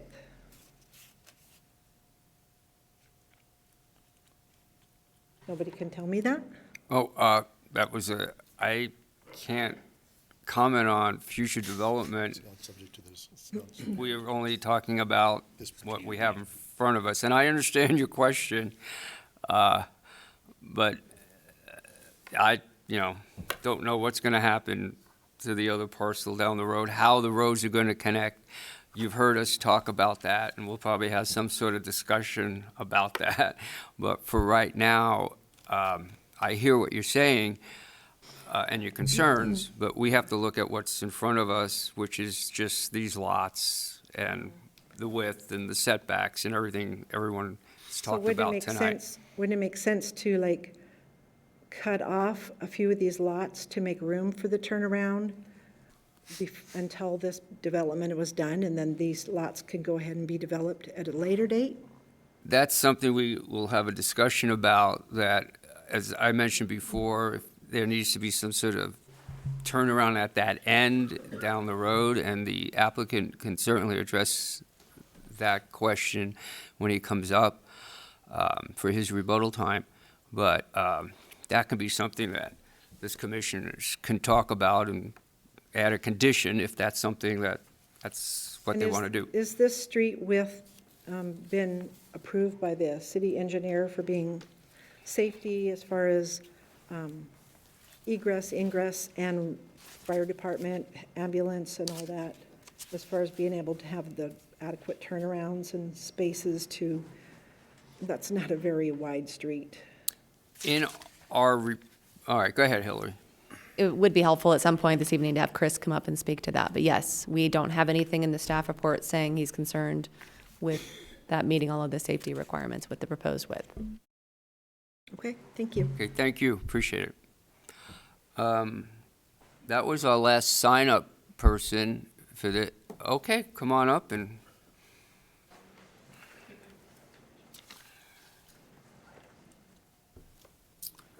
Just- My name's Lee Darrow. I live on Bell Reeve Oh, Lane. just, your name again? Lee Darrow. And do you swear to tell the truth, the whole truth, nothing but the truth, so help you God? Yes, I do. Oh, go right ahead, Lee. You know, I think it would be helpful for this whole proceedings if there has been a traffic study done, that you share maybe with us the results of that traffic study, to maybe set aside a lot of the concerns we've heard about. And same for the Phase 2 environmental, as what the requirements are being placed on the developer to clean up the site for development. And those are my comments. Personally, I'm in favor of the project. Okay. Sounds like I'm maybe in the minority. All right, thank you, appreciate it. Does anyone else, okay? Mike, you just get them to, this is full. I'm sorry, just state your name. John Pulsifer. Do you swear to tell the truth, the whole truth, nothing but the truth, so help you God? I do. Okay, go right ahead. It's clear to tell that people are just passionate about their city, and, you know, I sympathize a little bit with staff and you guys. I hope you have thick skin, because people in passionate moments say things that maybe they wouldn't say. I will mislead you a little bit with how I feel about the project and saying, Mr. Cunningham, you got it all wrong, because you should have come in with a C-17 building to maximum height, underground parking, and this would look beautiful to the future neighbors of your development. For me, as somebody who works close by, very concerned about ingress and egress to Riverstone, I'm very excited. With him owning this land, he could easily say, I'm putting in a PUD here, and I'm gonna block off Lakewood, La Crosse can't get through. And he's not saying that. It sounds like he's working with the city and trying to make sure that ingress and egress to Riverstone is better, which will make it safer for all of the people in Belle Rive. So ultimately, I think for them, it's a compromise, and of course, he's a single-family builder, and this is what he does, so this is a win for him, but I think it's a win for the city. I think it's a win for Belle Rive. It's, from my perspective as a member of the community, it certainly is, I think, a good compromise. So that's all I have to say about that. All right, thank you, appreciate it. Okay, last chance for public comment. Anyone else change their mind? If not, then Dennis, you can come up and. Mr. Chair, first though. Go right ahead. Are we going to hear this a second time? Somebody said something about November. Is this coming back to us in November? The subdivision. Subdivision. Do we talk about roads at that time? I'll let staff address that. Do we have the city engineer in the audience? I think we do. Yes, we do. Could we call him up there before, we had I believe the city has certain responsibilities Hold on, for let Chris get up public here. safety. Well, I know this is my Yeah, he's coming introduction. up. For Slowly, public but- safety and for all of us. And I think a lot of that right resides with the city engineer. And I've heard some things tonight about the roads being too narrow, ambulances, public, safety items coming through there. Heard things about the angle of attack, if you will, on the streets and so forth. And I know our city engineer has looked at this. I would like him to comment on that. So that you have done some due diligence, and this has met with your approval, and you've gotten there in a certain fashion. So if you could elaborate, I'd certainly appreciate it. Sure. Thanks for having me come up here. There were several things that I heard tonight that I just wanted to clarify. The width of the street, that minimum width is set by the fire department. Their original proposal that came in did include on-street parking with some curb extensions out there for swale area and to calm traffic, but it would have been more of a problem for clearing snow than if we didn't have any parking on the street, actually.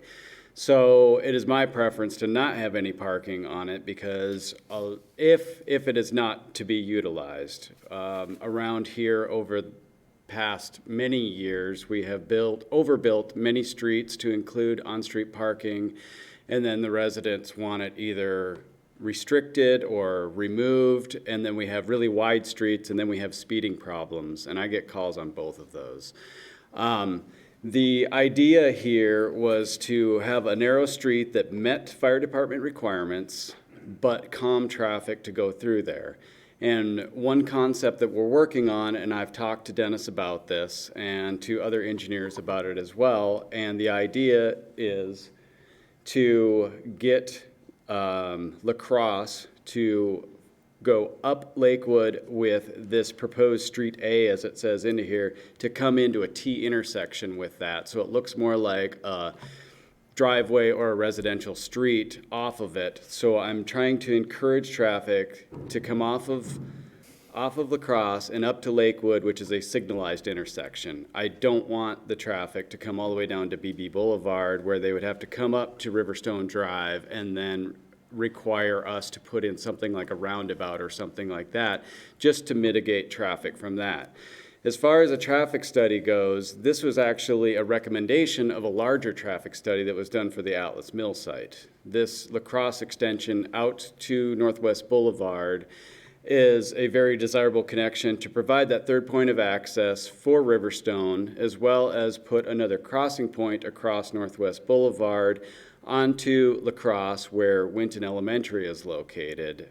That's a critical connection that we don't have because after the Lakewood intersection with Northwest Boulevard, the next opportunity is down at Hubbard, unless you climbed up onto 95 and crossed there or something. So in my mind, this is a much needed connection, and if this street wasn't going to be put in with it, we wouldn't have that opportunity to make that connection.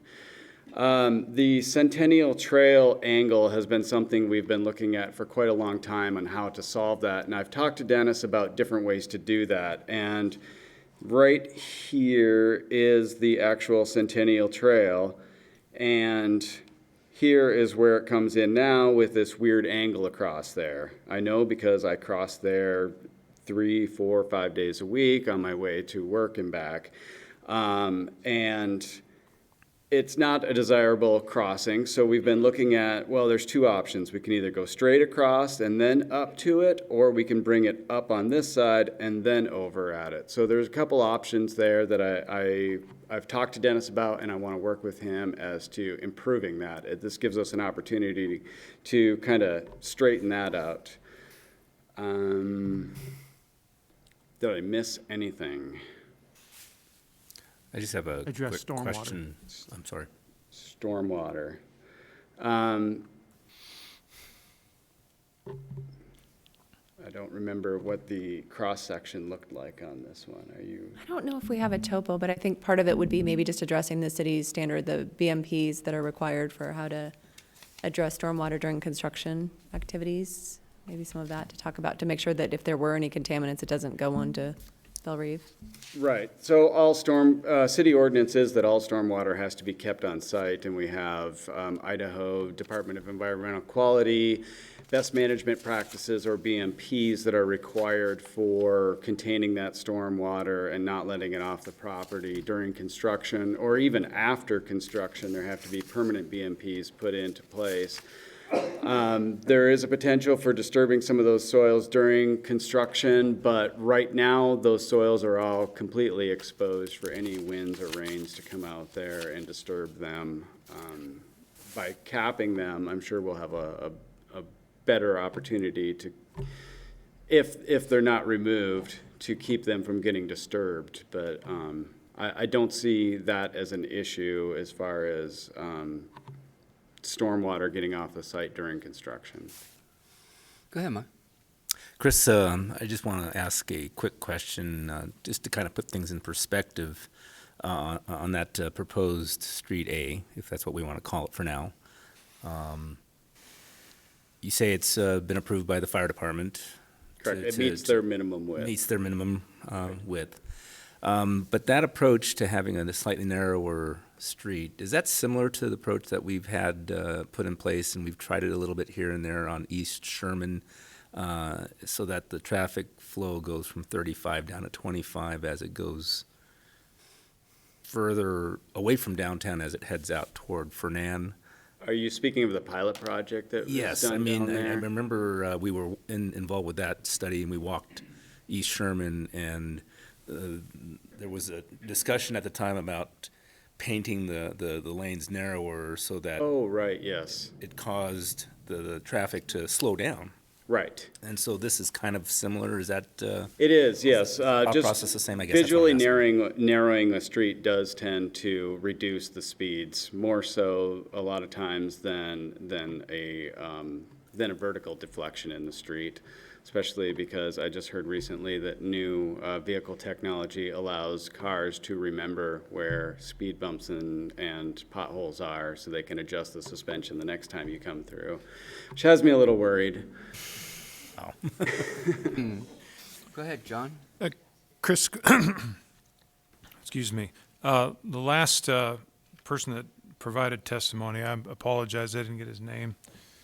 You know, he kind of painted a picture that, you know, this is maybe a compromise, and, you know, there's some benefits for the city, benefits for Bella Rive, benefits for traffic in that whole area compared to the way things are right now.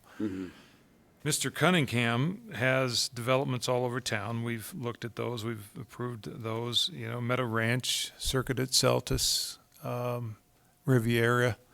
They're all kind of behind a gate, private roads behind a gate. That's kind of the formula. He could have done that here, it looks like to me. He could come off of BB with a private road, 26-foot private road, put a gate right where the parking is at the C-17 building, at the pad there, and had that rest of a strip just go down and dead end. If I'm correct, I think the fire code allows 30 residential units to have a single access, correct? So that could have been a very approvable approach. You know, he would say to us, hey, you've approved other developments like this all over town, not just mine, but some other ones like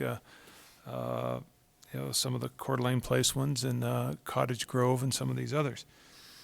So would you kind of agree with the last speaker that provided testimony that there are some benefits here, that, you know, availing that street as public rather than behind a gate for his development opens things up for the whole community to kind of get through there in a better way and have some choice of how you get around through there. And it kind of paves, it doesn't quite get us there, but if you step up with city money or however you pull it off to get the Lakewood connection done, somewhere down the road, we end up with a better deal, do we not?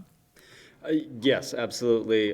This actually builds about 1/3 of the street, I believe, with 2/3 left to be constructed through other means. If this opportunity didn't exist, we would be looking, I don't know, at connection to Bella Rive, or we did look at the connection of Davidson into the Merritt Creek Loop, but that had all sorts of safety concerns about that. So we're still looking for that third point of access out of here. And like I said, it was part of it was one of the recommendations of the larger traffic study that was done for the Atlas Mill site. And just while I'm up here, I might as well throw in that next week I'll be going to City Council with an agreement, an MOU with ITD to take over control of their signals on Northwest Boulevard and Ramsey. So currently ITD controls the signals all the way from Lakewood to Golf Course Drive up at the Croc Center. All 6 of those are under their control. We're hoping to take those over, and then once we do that and upgrade them the way we want them to be, then we will have the opportunity to coordinate all those signals. If this signal comes in at La Crosse, that would be coordinated with them as well. They'd all be tied together. So again, in summary, this, as we would see it, helps or hurts traffic? This helps. Thank you. Thank you. Anything else? Thank you, Peter, for inviting Chris up here. Good call. Thanks. Thanks. Appreciate it. Okay, Dennis, you have a few minutes to address some of the questions and concerns that came up.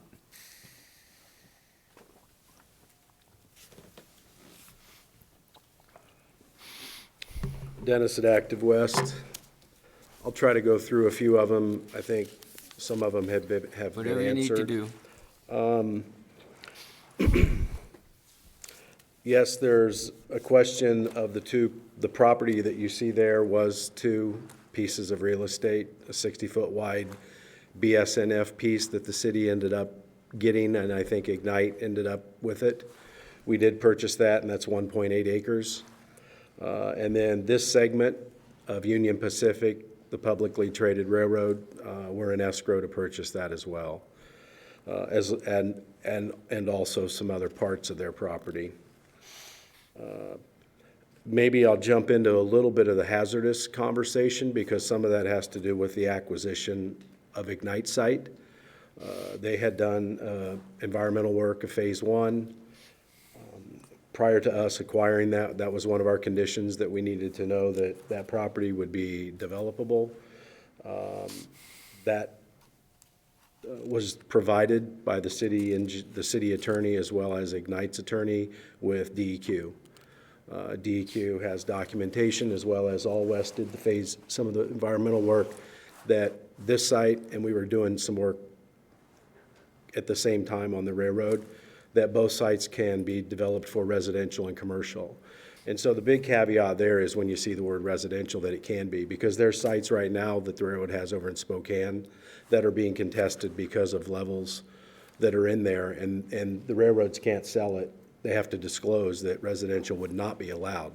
This is actually one of the ones that Union Pacific has in the Pacific Northwest, not just this, but some other segments that can be developed for residential. As it relates to PUD setbacks, I guess I'm a guinea pig. I do it a lot. There are some setbacks and deviations in Belle Reve that you can't do today. I mean, their front yard setbacks, their parking requirements. I can't do 0 lot lines now. Engineering department changed that. That's why you see 5 on each side. Belle Reve has it. So, I mean, I'm not here to tiff and taff about that, but they're sitting on dirt that have a lot of deviations with their homes that I can't even do in my projects now. And that's okay. We're just trying to build a few smaller type products, not everything that's 2,500 square feet, because that does carry a price point down there. Chris talked on the trail a little bit. Good for Mr. Miller to make a couple observations about topography. It's something that we've been working on. We have the site now balanced, and there is some areas down on the further end, but you can even see we have a little more room where there might be a 2-foot slope that tapers off, but we did drop the road, the proposed whatever road, a little bit so we could then catch grade and not have a bunch of grade changes. But there is some movement of what'll happen. But you guys know we do a lot of universal design in our products with 0 threshold entries. So we don't look at we're not looking to have any thresholds in here and step downs or whatever. It would just be carried in the back, setback a little bit. For sale products, you know, my Riviera Court, I think I own 2 in there that are rentals. There's 13 or 15 in there. I got one at Riviera Walk, one that might be a rental, but I might put it up for sale. Riviera Place, we're looking at renting a few in there, but I think I'm gonna finish them out for sale. So we're talking in the 10%, 15% range of a development that we might own. Some of that's being hit at me because of my tax accountant, and capital gains and ordinary income and capital gains, but, we're just looking at it a little bit. Well, rental property is a choice of the owner of the property, so that's Right. individual choice by that. But I wanted to comment on it because sort of a blanket statement that these are all rental neighborhoods is not really, that's not Sure. true. Okay? I think they hit on stormwater a little bit. We meet state requirements. I think there's actually some feds. Some of that's going to be handled on the sidewalk side of the road, and some of it's going to be handled in the front yard with the swales. So all of that will be controlled on site, and that's usually the calculation of the roads and the driveways. Then on site, we have to deal with that once the house gets built.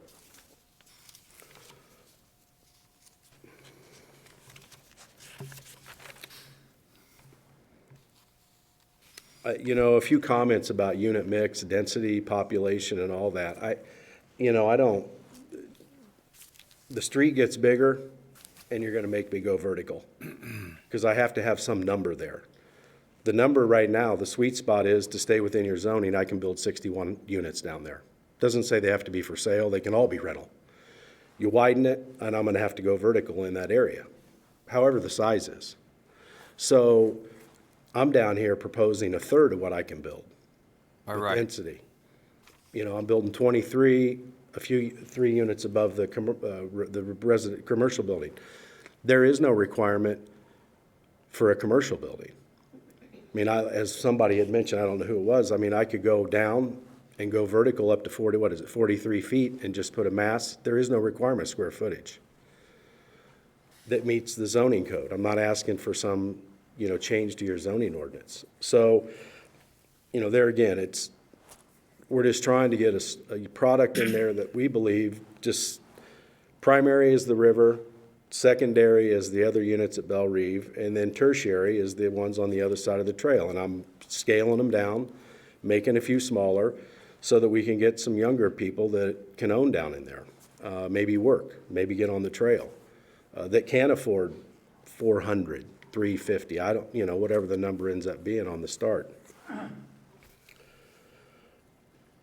As it relates to the end and the turnaround and all of that, we're working with you guys right now. The fire department has some requirements on radiuses as well. So we're working with the fire department, not just me, the city is, on Lakewood, connecting. If there needs to be a temporary turnaround, we had already accepted that a while back before Lakewood kind of came down as being a road that needed to get connected. So if there's a temporary solution there, honestly, I don't think that's going to be a long process of the connection, because I think of 2021 on the Lake District. I don't know how that's coming all together, but I know we're a part of it. I think you're going to see that infrastructure happen sooner than later. So would you be okay if there was a condition put on this saying that there needs to be some sort of turnaround until connectivity is provided? You bet. Okay. And we do that, some of the projects that you might have seen, we go in and put grasscrete down that meets the fire department. So it looks like it's still the lot there, we just can't build on it. Right. Fire truck knows where to turn, their radiuses, and then once the road connects. But right now, this isn't a fire requirement. Once Lakewood came in, they're okay. So that would just be a comment that somebody's gonna drive down and see these bollards and go, oh no, I can't go anywhere. So Okay. I tried to hit as much as I could with the notes I wrote down. We don't have a proposal for another phase moving forward. The middle piece that was talked about a little bit, it's getting tight. You guys are gonna design a road. There might be some slivers, but I'm hearing that most of that might just be some angled parking for the park. I don't think there's room for development with any kind of deviation on setbacks in the middle chunk. But that's not yet 100% complete, but the comment was, it's narrower there, and that's true. It's about 60-some feet. So once you build 30, 40 feet of road or right-of-way, you got slivers. So that middle piece, I'm not anticipating a lot of development, because BLM doesn't seem to want to allow, anything that's already outside of your agreement. Okay. All right, hold on. I don't know if anyone has questions. Last chance to Thanks a lot. No? We're good? All right, thank you. This time I'm going to close public comment and public testimony and bring it over to the commissioners to have a discussion and hopefully a motion. Go ahead, John. Well, I'd throw some discussion out, and that is that I believe the last gentleman that spoke, and Chris Bosley, city engineer, verified that, this is good for traffic, not bad. There's some real benefits. I think there's some benefits of use of open space along there for the public. Some of that 10% open space, it doesn't have to be availed to the public, but that's being offered and it'll be recorded. That's, I think, a benefit. I think this helps traffic more than it hurts. As I try to point out, I think Mr. Cunningham could have easily come in with a gate at the end of that parking lot and just had a strip that's a private drive aisle, basically, a private road, and had a private street that doesn't connect to Lakewood. I don't know that there's any hard requirement that we can force him to connect to Lakewood. So he could have come in and built this as his own little island. And just to heck with the city, But, in working with the city to redo the trail angle and to redo Lakewood angle and some of these things, again, the gentleman, sorry I didn't get your name, used the word compromise, and I think this is a collaboration. I think it's a little synergy between the developer and the city. It puts a bigger burden, I think, on the developer because it's kind of some unknowns in there. It's easier just to come in and just have his standalone thing, approve it or not, but. I think by willing to collaborate with the city, that's a good thing. And I think it's a better project because of the collaboration. And we harp up here about, connectivity. And this could very well have been a standalone little island of itself, but there will be greater connectivity with this proposal than had it come in a different flavor. Okay. Go ahead. Yeah, I would echo some of Commissioner Engel's comments and just say I think this strip of property is really, really awkward. And you have all been up here longer than I have, and I'm sure there are other awkward pieces of land, but we don't have a clean slate in the middle of Kansas to work from. So as far as right-of-way and ownership and segments and who owns what and what's contingent on what, I think the opportunity to unlock some investment in this area and accelerate what we know is a priority of the city and developers and the community in Riverstone, both business and residential, is to have that lacrosse connection. So I think finding ways to not put up a block of commercial, a big block that would obstruct views, create similar or worse parking and traffic issues. There's some open space, public access here. I think that's a good compromise. I think we do need housing mix as well as volume and density in the city. So finding ways where there's kind of a win-win. I understand there's been long concerns in the Belle Reve community about parking and parking on sidewalks, and I think some of that lacrosse connection and will alleviate that, but it's not really what's in discussion today. I think if we can find ways to alleviate the congestion through smart development and the lacrosse connection, and any ways to unlock that or accelerate it or catalyze that, I think are good for the city and for Riverstone.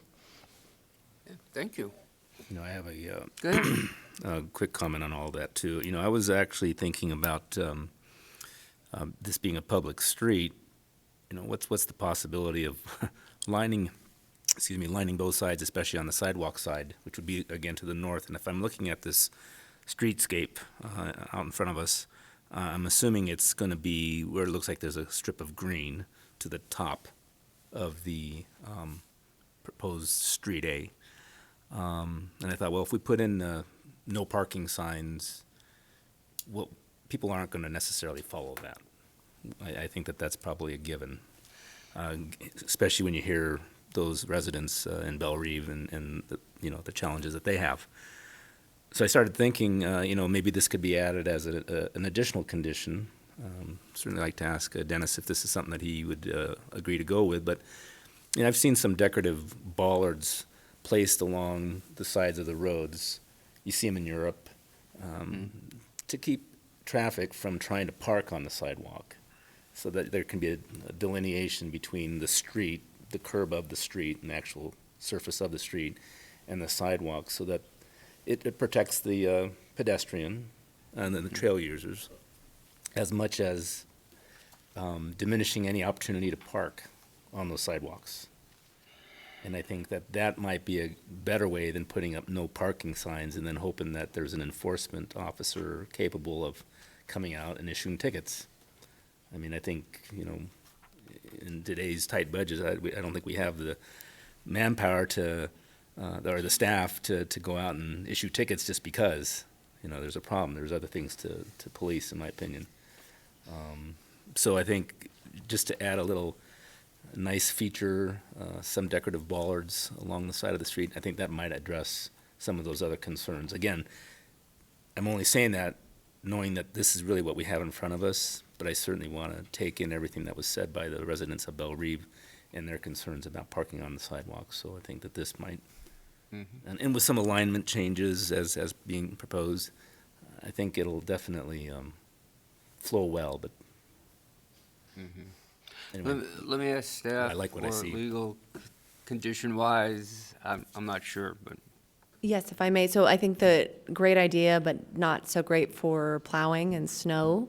Maybe a better way would be to standard curbs on the north side instead of rolled curbs, so that it's harder for the vehicle to mount. Squared Yep, rather squared. than the, okay. On the Okay, north side, yeah, and then just- there'd have to be the ADA ramps where the access is, but I think that'd be an easier, cheaper I'm way. not an engineer, I'm just, And on that side where there's the sidewalk, and maybe Chris can address this, is that going to be a rolled edge or Which side, on the other side? I think the proposal was to do rolled on both sides, so. rolled on both sides? Right. rolled to get into the garages, but Correct. a cross opposite side could be squared off. Right. Okay. That seems simple. More discussion? Well, I just want to say, support everything that was said there. This shows to me very obviously that I have no idea on design, how you can use property and whatnot. It sort of amazes me that you can get lots of that in this rather uniquely shaped piece of property. What I'm really encouraged about is a discussion about a public road, not private, and about the public open space, especially along the trail. I think those are two great additions, and I want to say that they're there because we've had discussions in previous meetings about the importance of this. And thirdly is Chris's rather, well, off-the-cuff comments quickly on traffic. I think he hit a couple things. We've talked about traffic here a lot. And he hit not only on this, but what's going on in Ramsey and so forth. And I don't know what our comprehensive plan is calling for, but I think somewhere along the line, we need another good class for all the public by Chris talking about traffic in our city and our residential areas. But I think this is, I enjoy this. I like this. Thank you. Thank you. Anything? Sure, Yeah, just, go right ahead. Just one short comment, because I think it's been covered mostly by other commissioners. We've had extensive conversations in previous meetings and workshops about infill. You know, the city has limited amounts of land for development. It's getting smaller and smaller. And this is a great example of how difficult sometimes whatever is available in terms of trying to execute an infill project in the kinds of things we have to consider to enable it. And I think we're all in support of the idea of development and trying to execute as much as possible, reasoned development in infill in the city. We just don't have that much available land to develop anymore.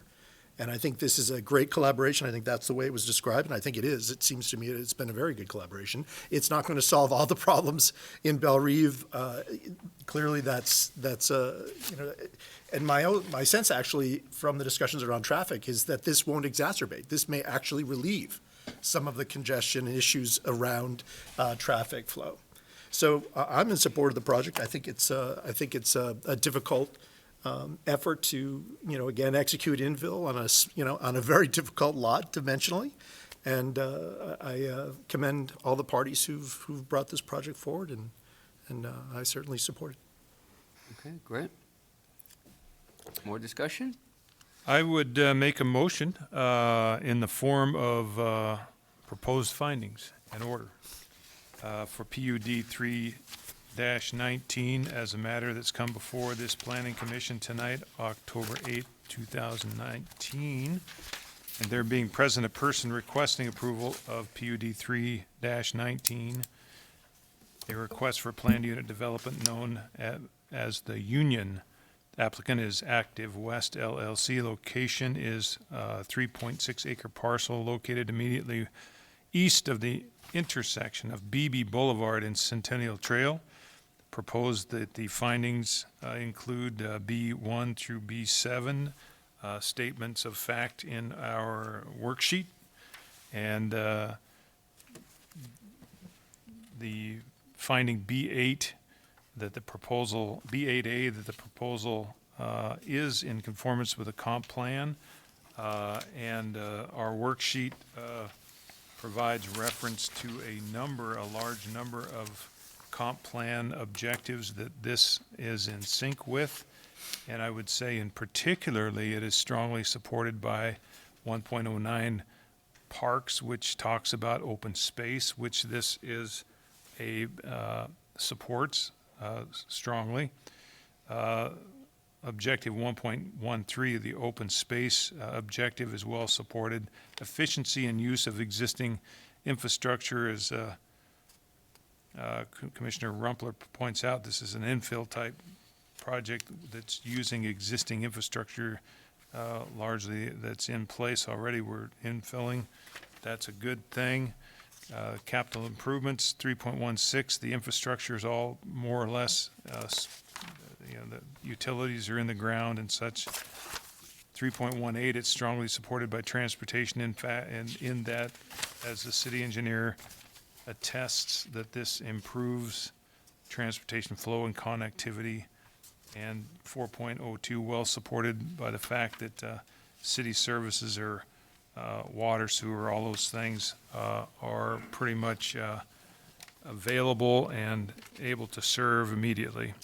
B8B, finding that the design and planning of the site is compatible with the location, setting, and existing uses on adjacent properties, and that's based on the information presented that shows us that the density, the architectural style, the layouts of buildings and mass and all of those sorts of things is commensurate with what we see in Riverstone. B8C, that the proposal is compatible with natural features on the site and adjoining properties. And that is based on the testimony and the staff report with respect to topography and the nature of the site being very suitable for the proposed development. BD8, the location size of the proposal is such that the development will be adequately served by existing streets, public facilities and services, water, sewer, street system, traffic is helped by this project. There's no constraints with respect to utilities and street service. B8E, the proposal does provide adequate common open space of 10%. B8F, the off-street parking, meets the city standards, so it is sufficient for the users of the development based on the compliance with the city's standards. B8G, the proposal does provide for a long-term method, HOA, to be approved by the city for long-term maintenance. And so with that, the Planning Commission, pursuant to this aforementioned, finds that the request of the proposal of the planned unit development should be approved with the conditions, and I'm not going to read them all, They are noted in the staff report and the worksheet. There's currently 9. I think that we would add, I would propose that we add a 3A, if you will, under engineering that reads, provide temporary turnaround at east end of public street as approved by the city engineer. Okay, thank you, John. I'd also like to add that condition that we kind of brought up, and Hillary, is that a condition that can be written that way, the curbing to be squared rather than rounded? So 3B would be that the curbing on the north end would be square type curbing, not rolled curbing, or words to that effect. Yeah. Except Good in front catch. of driveways. Pardon? Except in front of driveways. On the north side of On the the north street, side? opposite of the Okay. garage side. The garage side would be rolled Right. as prescribed. Okay. You guys can fine tune that. Second. I have a second. Thank you. Roll call, Shannon? Ingalls? Yes. Messina? Or not? Yes. Lutrip? Yes. Rumpler? Yes. Ward? Yes. Okay, PUD-3-19 is approved, and I want to thank everyone for giving your input, whether it is the way you wanted it to go or not, but appreciate the public input. Thank you. At this time, we're going to take a short recess, come back with our game board. All right, we'll take a 10-minute break. Thank you.